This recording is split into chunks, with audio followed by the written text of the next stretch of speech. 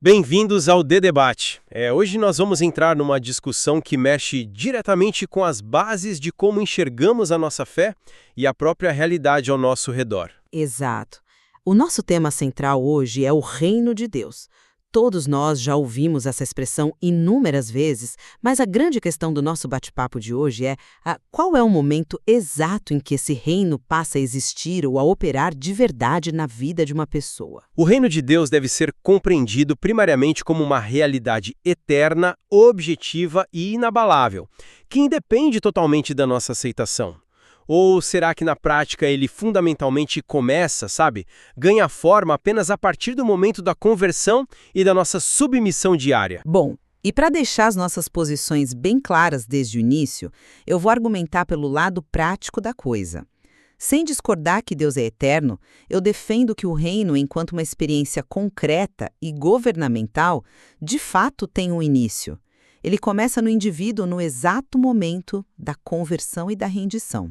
E eu vou defender aqui que o reino é uma realidade estritamente objetiva.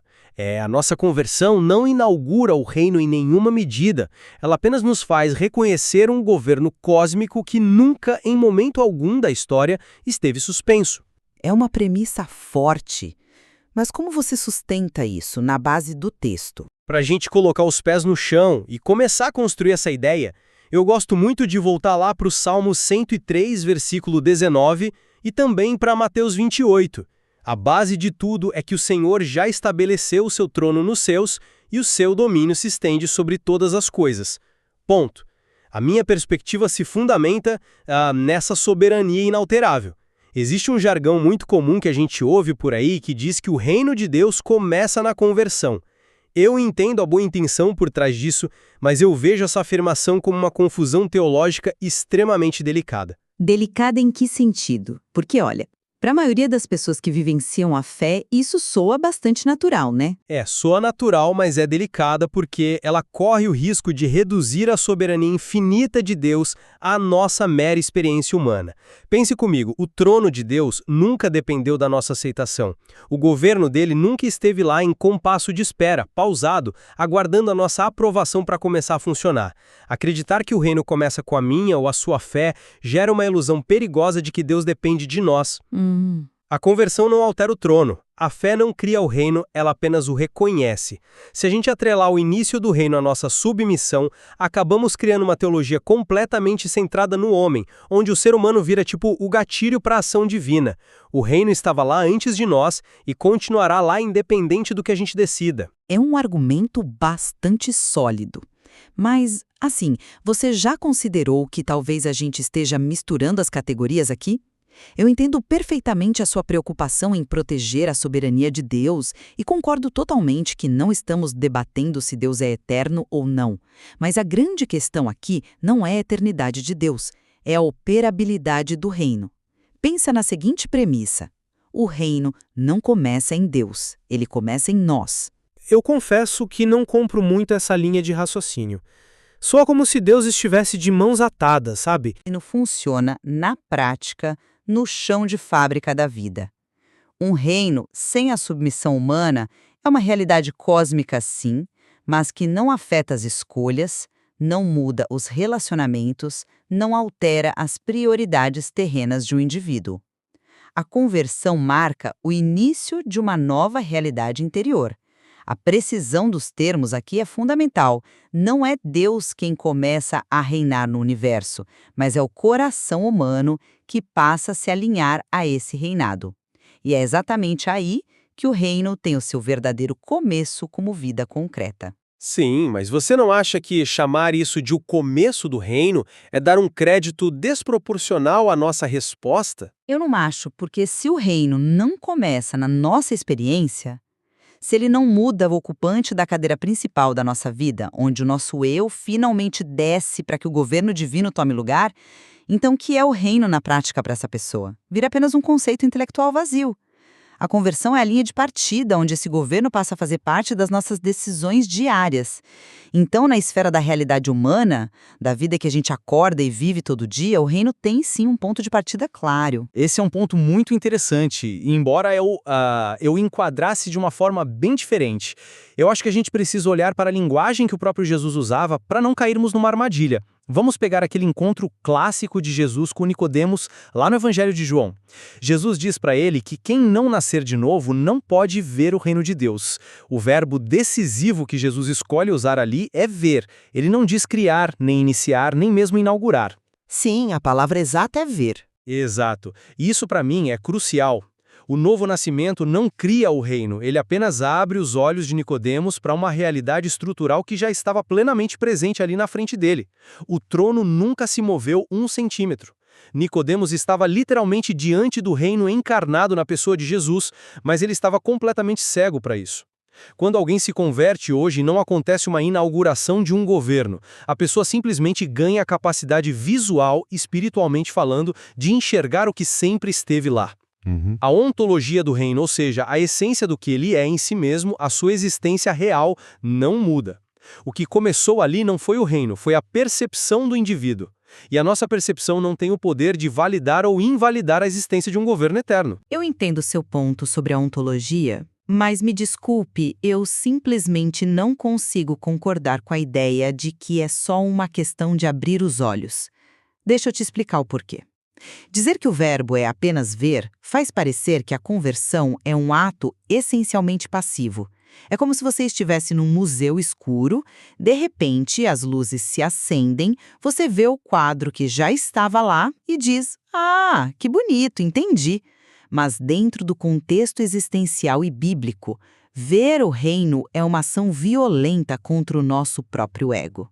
Violenta no sentido de um choque de realidade. Choque de realidade e, principalmente, transferência de poder. Pense no texto de Colossenses, que fala sobre sermos resgatados do domínio das trevas e transportados para o reino. Quando a pessoa passa a enxergar o reino, essa própria visão inaugura uma mudança drástica de geografia espiritual. A conversão não é Deus subindo ao trono. Concordo plenamente com você nisso, ele já estava lá. Mas a conversão é o nosso ego descendo do trono. Essa descida do eu constitui um começo genuíno, algo inédito na história daquela pessoa. É um novo governo operante ali. Mas repara que isso é a resposta humana ao reino, não é o reino em si. Mas na vida real, saber que Deus reina é apenas possuir uma informação. O próprio diabo tem essa informação, e isso não faz dele parte do reino. Saber é informação, viver o que se vê é transformação. Se a pessoa apenas vê intelectualmente que Deus é soberano, o reino ainda não começou para ela de forma redentiva. O reino só se materializa na história daquela pessoa quando a submissão acompanha a visão. Se eu vejo que um trem está vindo na minha direção, essa é a realidade objetiva. Mas a minha salvação começa no momento prático em que eu decido sair dos trilhos.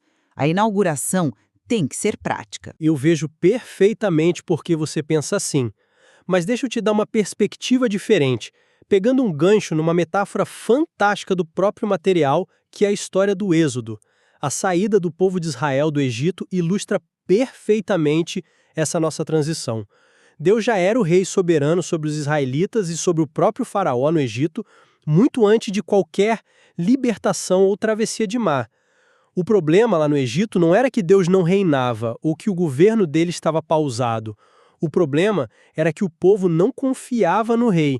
Eles estavam totalmente cegos por uma mentalidade de escravos. Mentalidade essa que precisou ser quebrada no deserto para o reino funcionar na prática para eles. Sim, sem dúvida.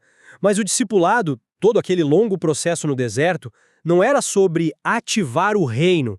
O discipulado é sobre aprender a viver debaixo de um governo que já estava operando ativamente. Quando as pragas caíram sobre o Egito, aquilo é o reino operando. Quando o mar se abriu, era o reino operando.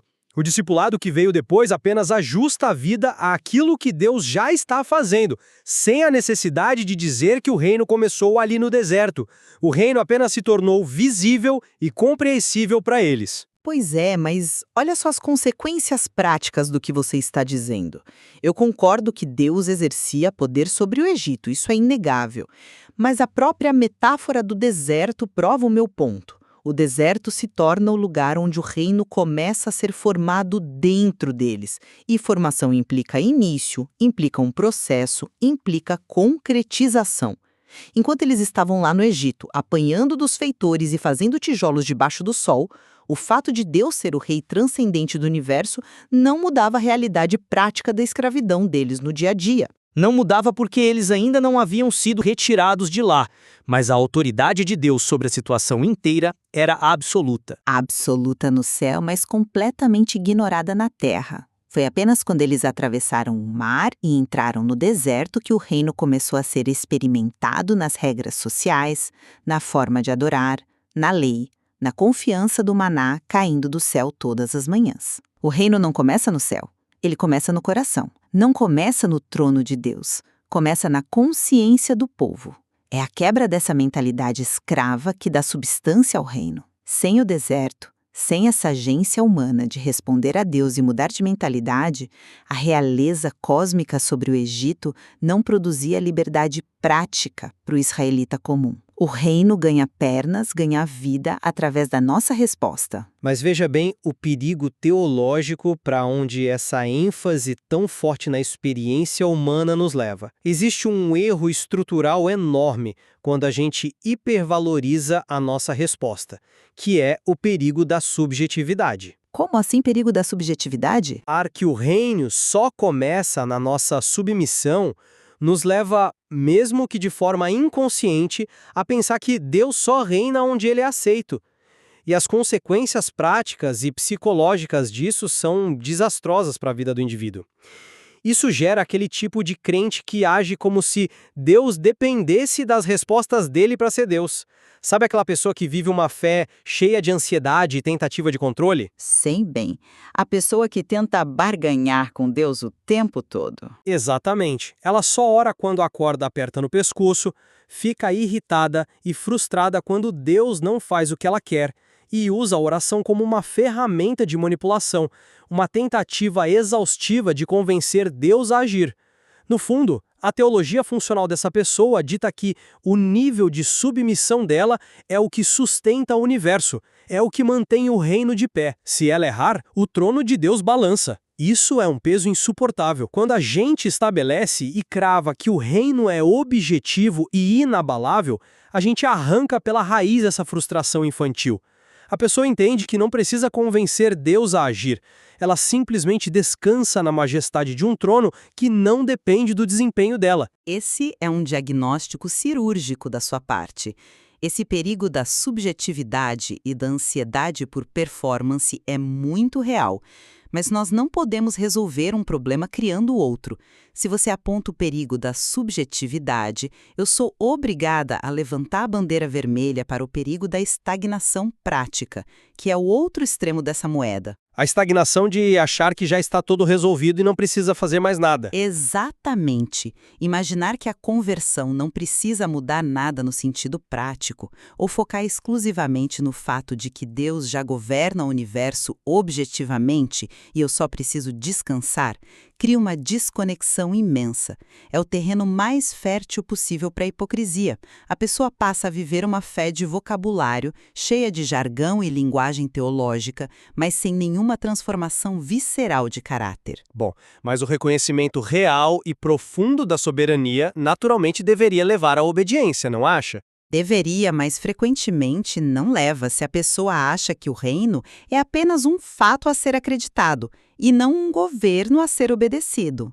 Pensa comigo num cenário comum.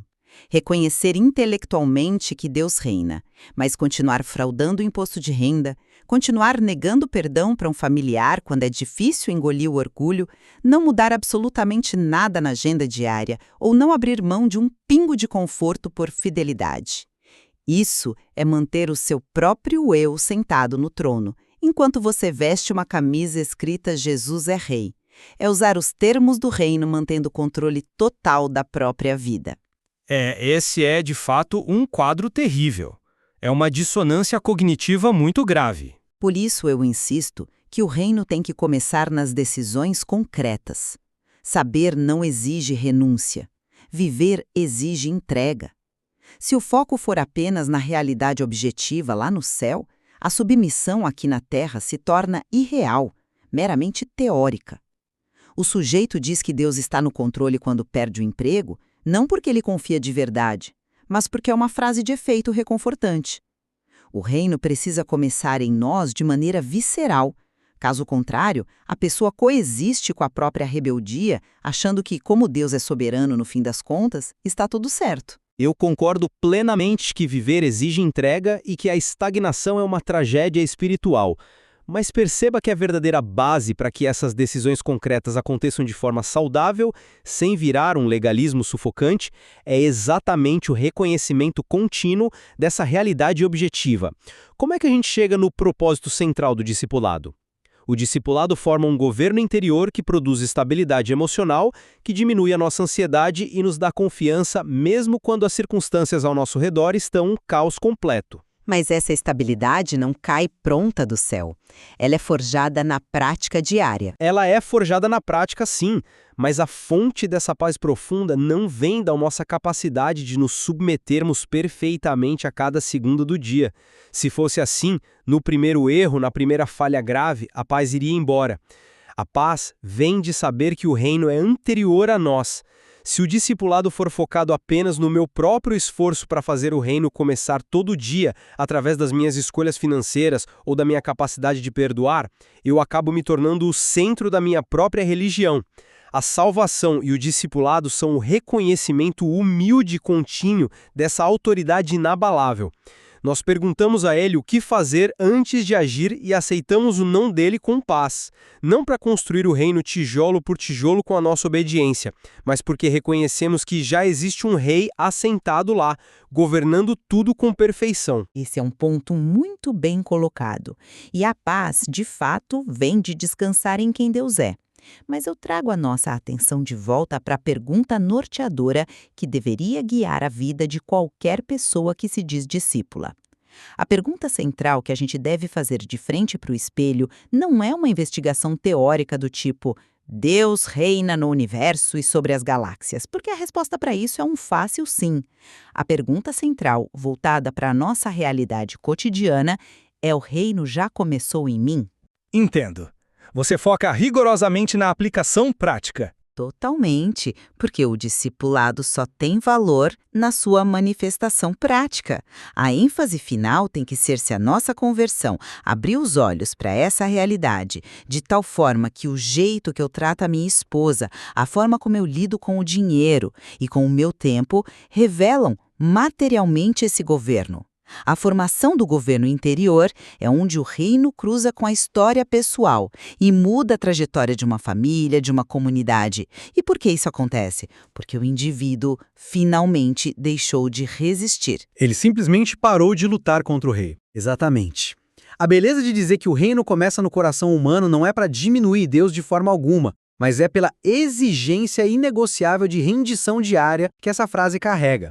Saber que Deus não precisa de nós para governar o cosmos não nos isenta em nada da responsabilidade de que, para nós experimentarmos os benefícios e a justiça desse reino, ele precisa ter um começo claro, evidente e contínuo nas nossas atitudes. O discipulado é exatamente esse processo onde o reino vai ganhando terreno. É como uma retomada de território nas nossas escolhas diárias, na superação dos nossos impulsos egoístas. Sintetizando, então, a minha perspectiva com base em tudo que debatemos de forma tão produtiva hoje. O alicerce absoluto, inegociável da nossa fé exige, antes de qualquer experiência, sentimento ou ação humana, o reconhecimento da soberania inalterável e eterna de Deus. Textos como o Salmo 103 nos ancoram nessa rocha firme. A nossa conversão, por mais dramática, linda e transformadora que seja, no nosso âmbito pessoal e social, não altera em absolutamente nada o trono cósmico. A fé não cria autoridade divina. A fé é a lente que ajusta a nossa percepção espiritual para finalmente reconhecer essa autoridade. Descansar no fato de que o governo de Deus nunca esteve suspenso, de que ele governava no Egito, no deserto e governa hoje, é o que nos liberta daquela ansiedade terrível de tentar controlar a nossa própria espiritualidade. A gente para de agir como se Deus precisasse da nossa permissão ou do nosso bom comportamento para ser o rei do universo. E, para sintetizar o meu argumento, eu defendo que a verdadeira beleza, o impacto real e a força transformadora dessa teologia residem justamente na sua exigência prática de rendição. Sim, o reino com certeza é eterno nos céus, inabalável na sua essência. Mas ele só se torna real, operante, visível e redentivo aqui na Terra através de um coração que se torna governável. O reino não começa em Deus, porque em Deus ele sempre existiu. Ele passa a ser vivido, ele começa em nós. Sem essa mudança drástica de quem senta no trono do coração humano, sem mexer no bolso, na agenda, no perdão e nas ações concretas do dia a dia, o reino permanece sendo apenas um belo tópico de debate teológico, e não uma vida que transforma a sociedade. Sabe, eu creio que, apesar da nossa divergência clara sobre onde colocar a ênfase primária, se na objetividade do trono ou na subjetividade da nossa resposta, nós chegamos a um ponto de forte convergência, e a própria verdade do material que estamos analisando sustenta essas duas realidades simultaneamente com uma habilidade incrível. Com certeza, elas de forma alguma precisam ser inimigas. Não precisam mesmo. Deus sempre reinou de forma absolutamente soberana e independente, mas a vida humana só passa a refletir a glória e a paz desse reinado de forma significativa quando ocorre a rendição prática, quando a gente quebra de vez aquela mentalidade de escravo do Egito. É a tensão constante entre o trono que é inabalável e o coração que precisa estar diariamente rendido. E eu diria que essa tensão é o que compõe a plenitude de seguir a cartilha do reino. É exatamente isso. A objetividade de quem Deus é não anula, em hipótese alguma, a urgência e a necessidade da nossa experiência de conversão e obediência.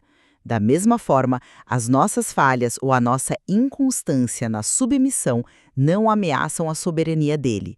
É o encontro perfeito e harmônico entre o que é eterno e inabalável e o agora vivo das nossas decisões diárias. Com isso, nós encerramos a nossa discussão de hoje.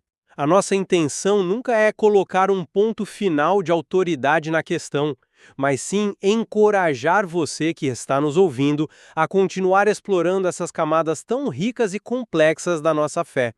E nós queremos deixar a grande pergunta no ar para sua reflexão individual durante a semana, as suas decisões diárias, o seu extrato bancário, a sua agenda e a forma como você trata as pessoas ao seu redor revelam que o reino já faz parte da sua vida prática, ou você está apenas reconhecendo uma verdade intelectual soberana sem permitir que ela molde genuinamente o seu coração e tire o seu eu do trono.